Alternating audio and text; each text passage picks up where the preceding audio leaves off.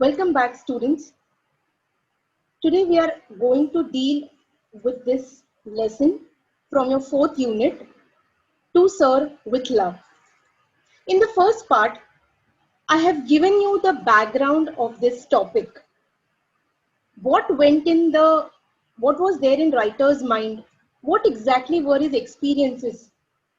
Okay, what kind of a book this is? All right, everything is covered in part 1. So students, I feel you should first go through part 1 and then come to this topic. So now this is just one chapter out of the complete novel. Section 4, as you know, is an entire section which deals with novels only. But we have to study only one particular chapter out of this entire novel. Now, what is the summary of this novel is something I'll tell you first. Now, this writer, the narrator, he has landed up with a job in a school and he has been assigned the responsibility of the oldest class. Now, the students are notorious, they don't accept him. So, gradually, he also starts shouting at them, and this leads to more trouble in the school.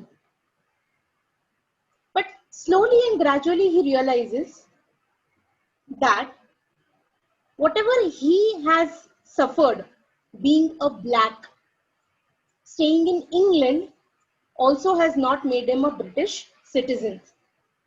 The white people, they consider him as black even now. All right. So the kind of experiences that he had in the society, the traumatic experiences we can say, yes, they were traumatic for him, they were troublesome for him, because in spite of being an engineer, he was well qualified, all right. In spite of working in the Air Force, he couldn't land up with a good job. And now that he had landed up with a job, it wasn't easy for him. So soon when he tries to understand the temperament, the psychology of the students, he realizes that whatever he suffered, similar things the black students also must be suffering. And so he tries to change his techniques and he's proud of it. The students very soon realize that this teacher is not like the others. Whatever he has done is for their good. Now this particular chapter, it deals with one day in that school when there is no assembly. In fact, there is a meeting wherein students from every class, they come and they tell everyone what they have learned in that subject. In other words, they talk about their progress. So one student does not talk about all the subjects. There are different students talking about different subjects, presenting the report of different subjects. That is not enough.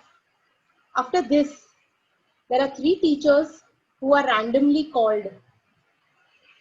And it's very surprising to know that students ask teachers any questions related to the topic, any query, any doubt that they have.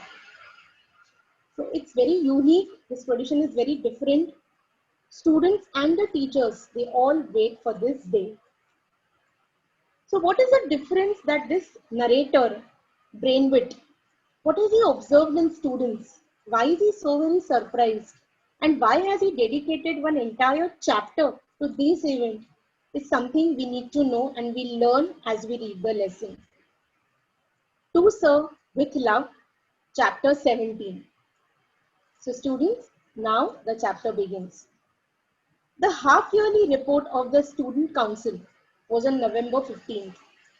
So half-yearly report means we come to know that this tradition, this program happens twice a year. How we have our semester system, similar the program is, and was one of the important days in the calendar of Green Slade School. Yes, the name of the school was Green Slade School. So everybody, as I told you, would wait for this particular event. I had heard quite a deal about these occasions, became as excited as the children as the day approached. Now this teacher was new in the school, so he was waiting for this day because he had heard so much from the students. It was entirely their day, their meaning the students' day, arranged, presented and controlled by them. So isn't it amazing? The students learned so many things from this one event. Let's scroll down. I observed the activities of my class as they prepared for it, noting with pride the business-like way in which tasks were allocated is assigned, responsibilities given, and fitted into a neat program. So the students were given responsibilities. Not just one or two students did the entire thing, it was a teamwork. On that day, there was no assembly. The children arrived smartly dressed, polished, all right, which means the students were also very excited. Okay, and Miss Joseph and Denham, these were the two students from the narrator's class. All right, Miss Joseph and Denham. So one is a girl, the other one boy, Denham. Okay, these two were supposed to continue with the program. These two were supposed to preside the program, coordinate the program. All right, now we'll have to go up. The lesson is given in a little different way. Okay, these were the two important officials.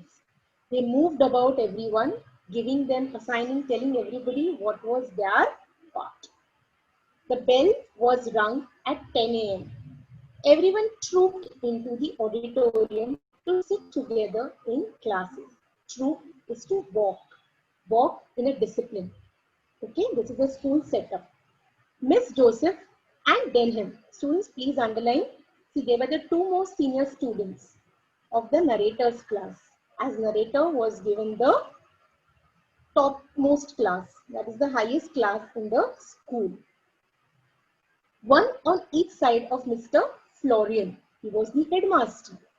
Was the headmaster, the head of the school, who, as soon as everyone was seated and silent, stood and addressed the school. He spoke at length, reiterating the aims and policy of the school and of the important contribution each child could make to the furtherance of those aims. He gave praises wherever indicated, but insisted there was a great deal to be done by themselves. Now the writer noticed, in fact, he is appreciating the headmaster, Mr. Florian. He observed that Mr. Florian was very closely associated with the school. He knew everything about the school and he was absolutely dedicated. He spoke about the school. He spoke about the policies of the school, the programs of the school, the aims of the school, the plan in the school, and how the students, how they could take these aims of the school ahead. How these students, with their hard work and dedication, could take the name of the school ahead and famous. Then, now look at the last lines. He appreciated, but at the same time, he also acknowledged, he also told the students that there was much more to be done, which means he inspired the students, but at the same time told them that there was so much that could be done. Let's just go on to the next page. This was page 181. Now we move on to page 182. Okay, so he was talking about improvement in conduct. Conduct is behavior. Cleanliness, pursuit of knowledge is obviously education. As I listened, I realized that this man was in no way remote from his school. Remote means detached. He was not detached. In fact, he was very much involved in the working of the school. His remarks showed that he identified himself with everyone. He wished success with council meeting, left the stage with a tremendous applause, which means everybody liked the headmaster, they appreciated him, and that is why the moment he stopped speaking, there was clapping, there was applause. Next paragraph. Now things moved quickly into gear. Okay, they started. First, Miss Joseph. Okay, she stood up, gave short explanation of council's purpose activities. She actually explained to the students what exactly they were going to do on that day. So each class would report through its representatives. So this was students, we can make out that this was a very planned program. Okay. On the studies pursued during the half year, which began after Easter. Easter is a celebration time. So they were going to speak about whatever they have done in the 6 months. A representative having been chosen for each subject. So as I told you, not just one student presents everything. It is like a representative is selected for different subjects. So most of the students, as in, or we can say maximum students, can get an opportunity to be on the stage. Later, when all the classes have completed their reports, a panel of teachers would be invited to occupy the stage and answer the questions. So that's what I told you, students. This is very different from something that we have heard till now. The students are presenting whatever they have studied, whatever they have learned. And the teachers are questioned. The students are free to ask teachers any questions or doubts they have. So, okay, now we come a little further.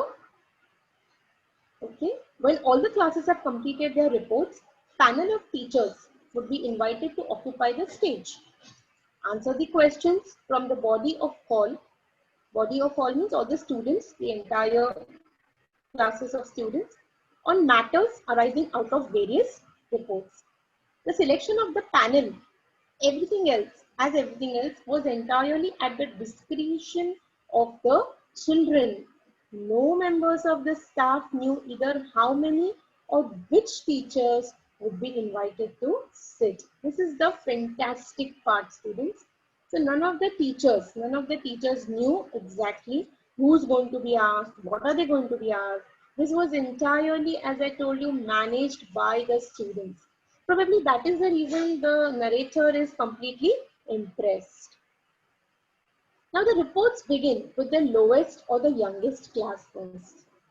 Okay, so probably this is done so that everything goes in an order. We go from the lowest class to the highest class. Okay, they were mainly 12-year-olds who had joined the school the previous summer. So the lowest is the 12-year-olds. Most of them were shy, frightened of standing before the school. Obviously, it was the first year, and hence probably Ms. Joseph had to exactly explain what they were going to do. But nevertheless, they managed it creditably. Creditably means impressively. They had been newly introduced to the difficulties of seeking information for themselves. So the report was short. Okay, obviously it was their first year. They were new to the whole system, and their report was very short. Class after class was represented, and it was obvious that with each succeeding term, there was a marked development. You know, since it was the classes were from lowest to highest, okay, everybody could make out the difference. Later, move on. I'm moving to the right hand side of the text. Okay, so everybody could make out their ability to express themselves. Much of the work was elementary, but to them it loomed large because they understood it, something of its relationship to themselves. Many of them who presented the reports was like quite basic. Okay, there was much more to be done. But then the reports, they reflected a relationship to themselves which showed their growth. Okay, the reports showed how much they had learned, how much they had progressed as students. Throughout all the reports, emphasis on what they understood rather than what they were expected to learn. Again, this is just amazing, students. They were not exactly telling what was there in the curriculum or what was there in their syllabus, but what they have understood, what has been their understanding of that subject. So again, this is just fantastic according to me. Okay. When the turn of my class came up, I sat up anxiously. Now, as I told you, the narrator's class was the highest class. Okay. From the list, he held in his hand, Denham called out the names of the representatives. So, students, see, here is the list of the representatives, the students and the representatives. Okay. So, as you can see, the girls are all addressed as Miss. This was something the writer had inculcated in his students. This is something I've explained in the first part, the kind of changes that the narrator tried to bring in his class. He insisted that the girls should be referred to as Miss and then their name, okay, and he should be called as Sir and nothing else. So we have the name of the students and the subjects that they presented. Okay, now we move ahead to the next paragraph. I felt terribly pleased and proud to see the confident courtesy, that is respect, okay, with which Denham used the term Miss in addressing each of the senior girls. I felt sure that this would in itself be something for the younger ones to aim, a sort of badge of young adulthood. He was very proud of his upbringing, of his values that he had tried to give these students. Okay, something that he has insisted was being followed by Denham very proudly, very respectfully in front of the entire school. So, this was a message to the students of the lower classes as well. Then, as their names were called, they walked up to the stage, took their seats with commendable gravity, that is respect and confidence. Okay, Miss Joseph then gave a short address. She gave an introduction. Okay, she said that their lessons had a particular bias towards brotherhood of mankind and that they had been learning through each subject how all mankind was interdependent in spite of geographical location and differences in color, races, and creeds. So, this was something probably the writer had told them from his own experiences. Okay, he himself, being an educated person, having worked with the armed forces, was still given a very secondary treatment, a lowly treatment. Okay, so he has something learned from his experiences and he tried to instill that lesson in his students. Okay, so he probably through his teachings, he was trying to explain the students about the value or the importance of mankind. How interdependent. Interdependent means we all are dependent on each other. Okay, irrespective of color, our class, our location, etc., etc. All right. Then she called on Potter. That's the other student. Okay. He went on to speak of the work they had done on weights, measures. That is, he spoke about math.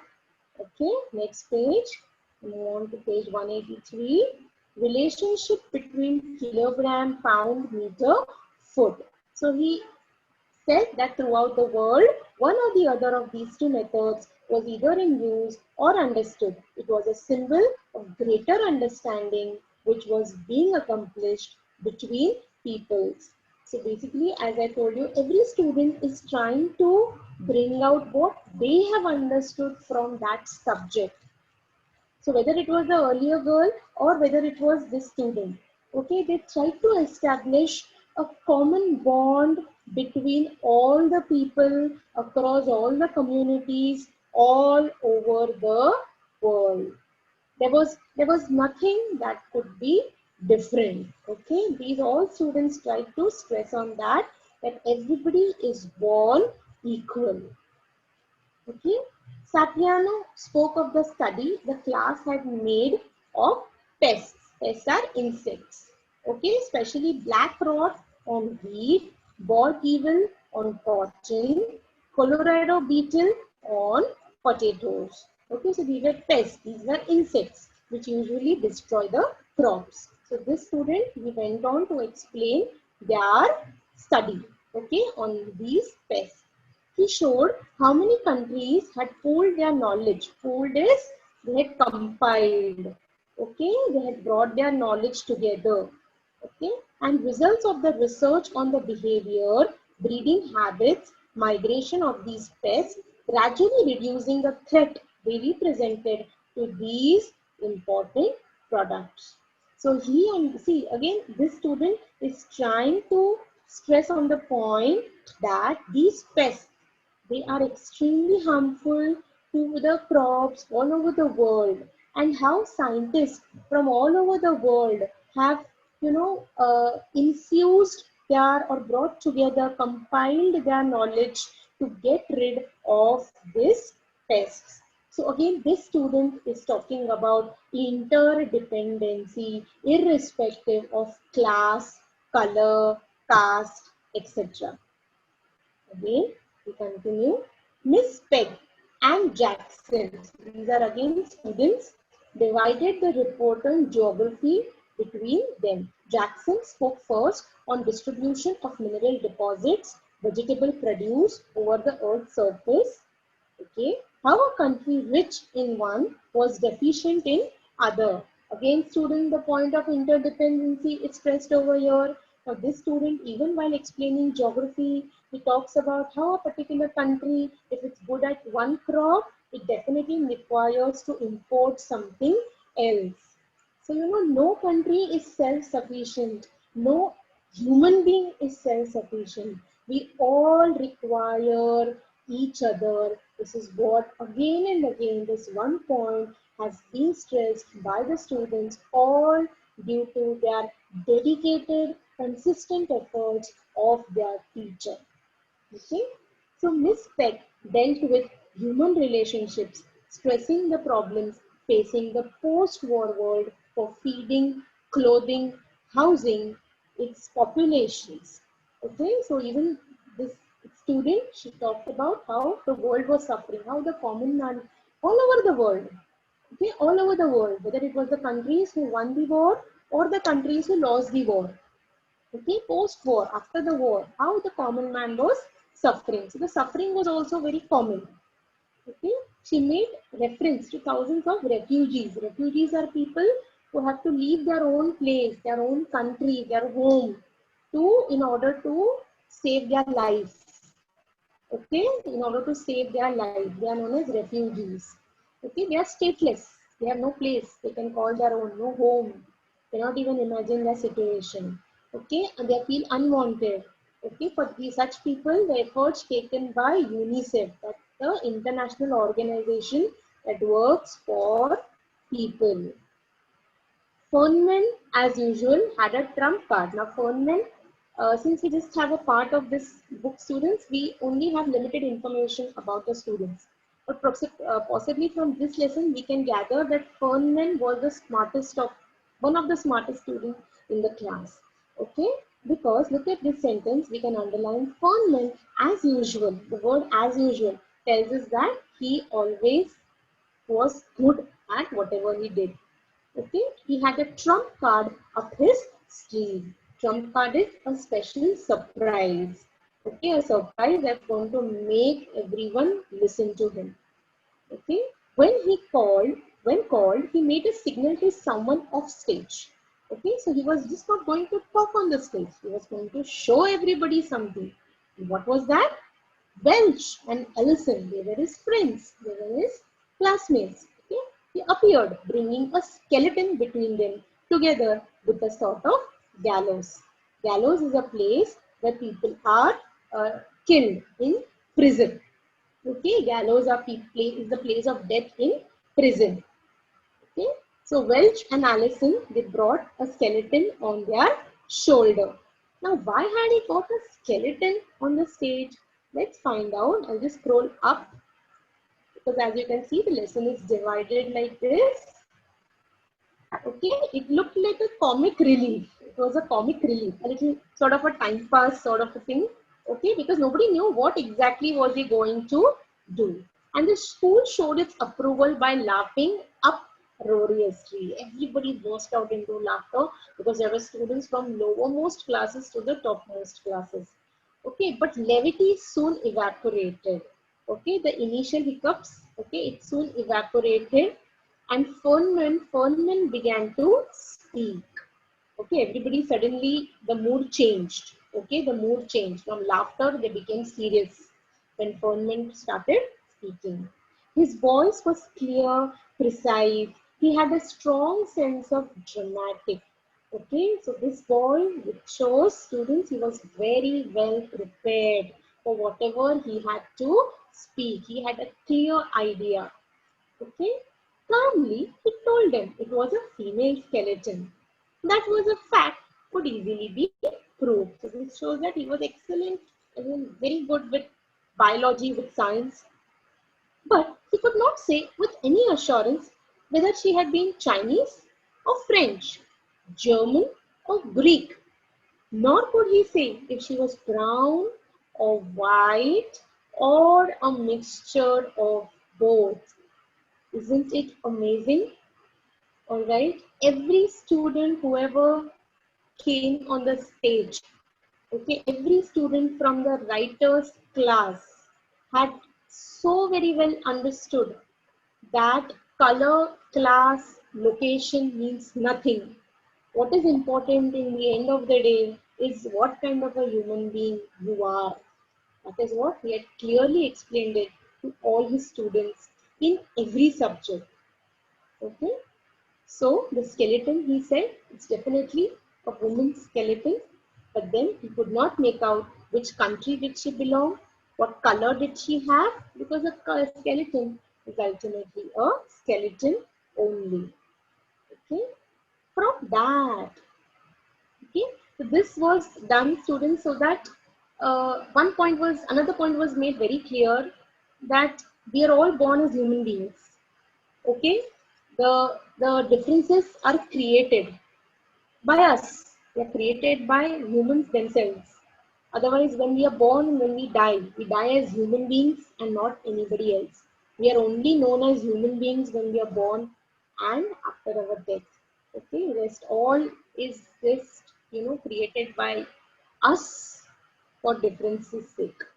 And from that, he said that the class had concluded that basically all people were same.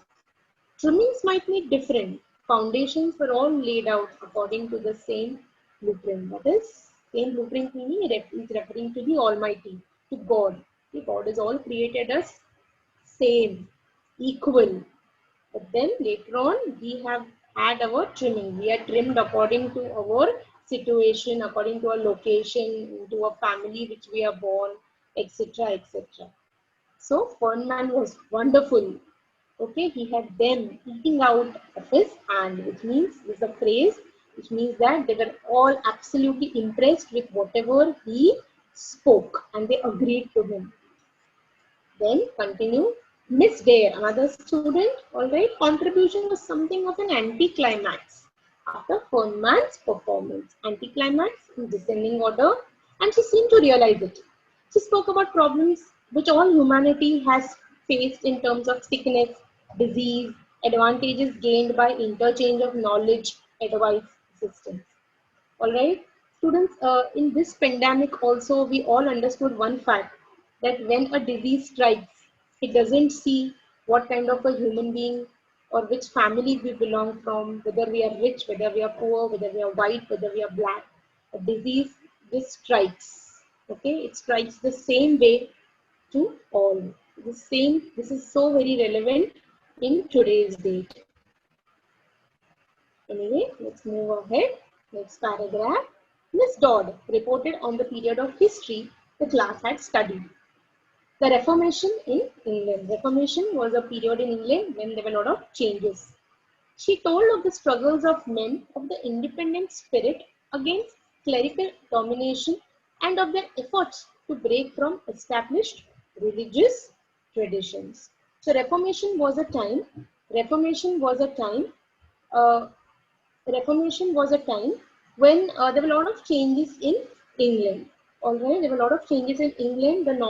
The common man had revolted against the rich class, the princely class, against the kings, and they all wanted freedom. They all wanted equality. So that was the Reformation time in England. So she's talking about history. From those early beginnings, gradually grew the idea of tolerance for the beliefs, culture of others. And now, common interest in trying to study and understand those cultures. So basically, this girl, she tried to bring out that the Reformation, it tried to state one important fact that everybody is born equal. Everybody is born like human. We are all human beings first, then we are classified into different persons according to our class. So it is wrong, that's what she was saying. Okay, now Denman's report was a bit of a shock. He criticized the general pattern of pt and games, okay, emphasizing the serious, I move to the next page, page 184. Okay. Serious limitations of obtaining and the effect of that limitation on the game's activities. So basically, Denham was against PT. And why he was against PT? Because probably it was quite limited in terms of space. Okay, it did not happen regularly, happened just once or twice a week. So, and they were not even allowed to play different games.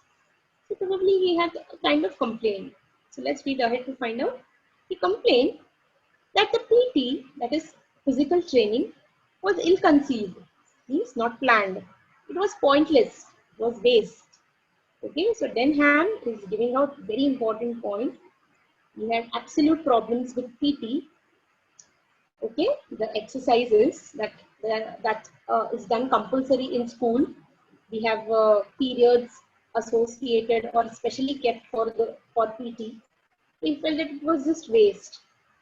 Okay, a routine, monotonous. It was just the routine. Okay, there was no difference in it. There was no change in it. There was nothing new in it. They all knew what's going to happen in the PT class. It was absolutely boring. Monotonous is boring. Just a routine. He could see no advantage. This was more important. He could see just no advantage, the benefit. But in fact, he felt that a game could do better. A game could teach them many things that PT was not teaching them. Apparently, he was voicing the opinions of all the boys, for they cheered him loudly. When the reports were over, Denham called two children at random from the audience and asked them to write the name of each teacher, including the head, on a slip of paper. So with Denham, all the presentations were over, right from the lowermost classes to the topmost classes. All right. And now a student was called to write all the names of the teachers on slips of papers. Okay. Now they have moved. They are going to the report reading was over by the students, and now it was the turn of the teachers. Okay, the slips were folded. So next paragraph, placed in a hat, juggled vigorously. They were shaken, withdrawn one by one. The names called were, so three teachers were called: Mr. Weston, Mrs. Dale Evans, Miss Phillips Denham. Okay, these were the three teachers. Okay, so now you can underline their names: Mr. Weston, Mrs. Dale Evans, Miss Phillips Denham. And Miss Josephs, that is a student, she led the others off stage. She told everybody, okay, everybody followed her off the stage. Teachers took their seats. Now it was the time of exam for teachers. Weston, big and bushy, untidy between the two women. It's quite healthy. Then the questioning began. I believe I would have gone a long way to see what followed. It was an experience I shall never forget. So writer is quite surprised. What exactly is going to happen? What exactly are the students going to ask? Okay, and obviously students in lower classes were too timid. We can read ahead. The questions were mostly from top two classes. The young children were too timid. They were quite frightened. Okay, uninformed. They never knew much what was going on. Okay, so they couldn't do much. They couldn't ask much. It was mostly the higher classes who had questions. The teachers had no briefing. They had no idea what question was going to come next. No preparation at all. They were often caught out stammering in their indecision. They were stammering for words. There were lots of words. But here again, there was a surprise. What was the surprise? Okay, this teacher, Miss Phillips, everybody considered her to be a brainless teacher. Okay, but she proved to be smartest, the coolest of all three, because she dealt with every question in absolute smartness.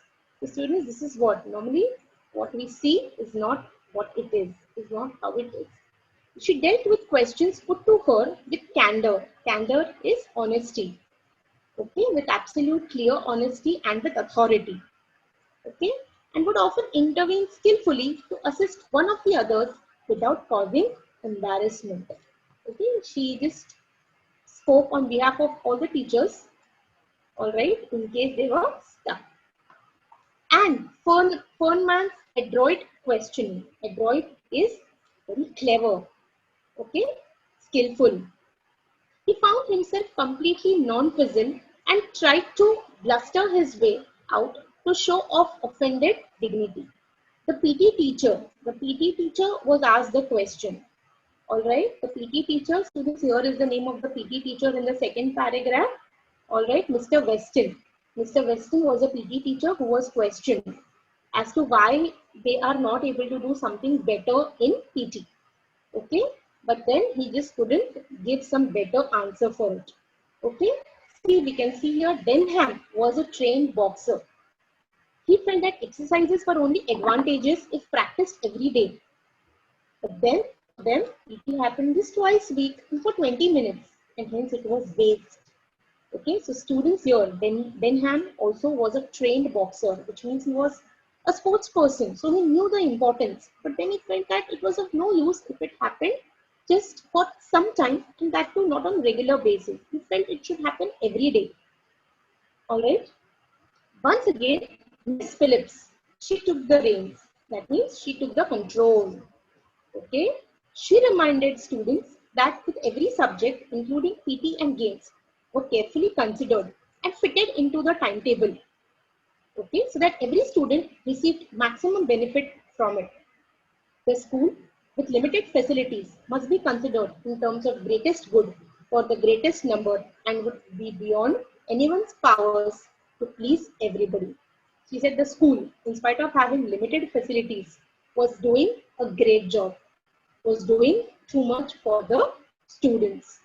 All right, and all these subjects, just like the other subjects, the PT and the games period was also quite planned for the total or the complete growth of the students. Then she went on, some of you, fixing Denham with innocent eyes, are fortunate in your own physical development. This was especially for Denham. She told everybody that only few students are physically fine, physically fit, and they do not require PT. But what about others? The school does not cater to just one student. The school caters to all, looks after the needs of all. Hence, she told that students like Denham were physically fit. But what about others? Okay, it may be that some of the older boys might even be able to help in that respect. So she felt that it was, basically the program was suited for all, made prepared for all. But Denham could not just stop. Okay, so Denham asked, why do we have PT? Why don't they take the kids who need it? The rest of us can play a game of football or something. Okay, so Denham was, he couldn't stay quiet. Said, why everybody has to do PT? Why is that compulsory? As it is, it's a waste of time. Only those students who require PT should go for PT. Rest can play a good game. Okay, so there's a lot of that thing that's no good to us. It's just a routine, it's just a bore, and it's no good for us.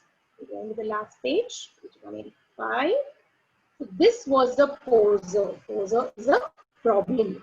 Okay, this was a problematic question. But she came right back at him with a baby blue. That means she had beautiful blue eyes twinkling in her delight. Okay, at this crossing of stars. Let's say it's much of an exercise of mind as it is of body, Denham. The whole timetable in this school is meant to help you in the world after you leave here. So see students, the last answer given by Miss Denham was very important. She said this training is going to help them not just in the school but after you leave school, because listening to what teacher is telling or listening or doing something even if you don't like it is a part of school learning process. Everybody will do whatever you like, but what about doing things that you don't like? So that is something the school is teaching you. Okay, doing something really well even if you don't like it. So that is what this teacher said. And now poor Denham knew he had been outwitted. Okay, he could do nothing about it. Move on to the right hand side. Okay, Miss Phillips, she had a broad smile. Okay, she knew she had won the game. Okay, she looked really innocent, really simple, but then she had just gobbled her canary. Canary is birds. You know, she looked like a cat, a smart cat who had gobbled all the birds without even leaving a feather, which means she had just made everybody quiet with her last answer. That everything in school is compulsory, it has been planned in a particular way and has to be done. I began to understand how it was that some slight creature could cope so effectively with the class. The writer is also very impressed. He never thought that this teacher could give such smart answers, but then she could. Okay, and she did it really smartly. Soon after this, as the morning ended, the head went on to the stage, closed the proceedings, expressing his pride in all the children and his deep appreciation of their efforts. So, again, it was the headmaster's turn. He came on the stage, appreciated everyone, and that was the end of the program. All right, and the end of the chapter that we have in the text for our exam as well. So, here also, this is the reason we come to know that why this lesson is there for us, because it's about our school. Okay, it's about how important role a teacher plays in a student's life, all right, and how the narrator, Braithwaite, how he has changed the perspective of the students. Okay, they all could very well, bring out that all human beings were same, the common message that Braithwaite could give through his teaching on every subject. All right. With this, students, we come to the end of our class also. All right. Very soon, I'll be back with another topic from our textbook. I hope you read the lesson and go through the video as well. Thank you so much.